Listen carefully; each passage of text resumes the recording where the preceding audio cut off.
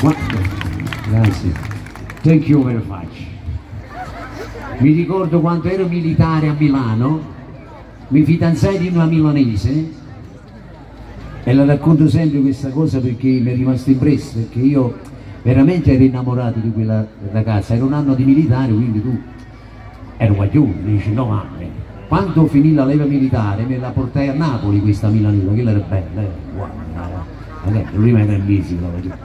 Comunque la portai a Napoli con la mano nella mano, e stava a me e lei camminando, gli feci conoscere tutte le meraviglie di Napoli, Maschiangioino, Castel dell'Oro, via Petrarca, via Manzoni, tutte queste cose belle. E lei, bella, certo, è bella, non l'aveva mai vista, una tu Vesuvio che scendi questo di domani, in una cartolina la vedeva solo che io ce la ci fatto vedere vicino.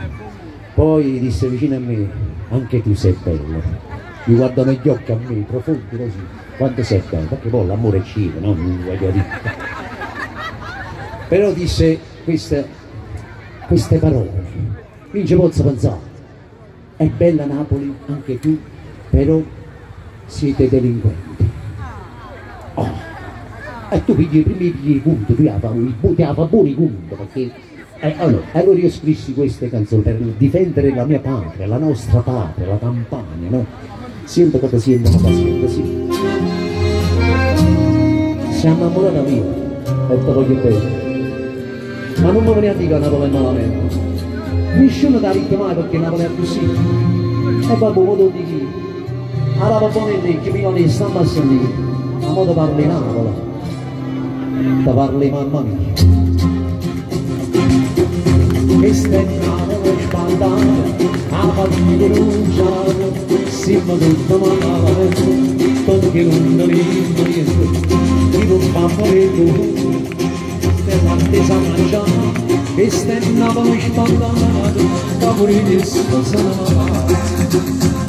Questa è Napoli che vedo come sta abbandonata, ma non può fare niente, non farà che sta schierata. E sta faccia tutte sera di una casa ma non sta male, il figlio non ci sta, sta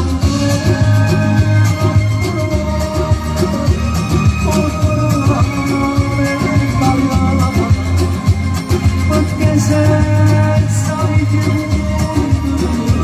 e sta punta così che stentava lo spandando la manca mamma e mamma ma si è fatto piccare ma lui è sempre bene si corona male si corona lui non ha tutto ma lasciate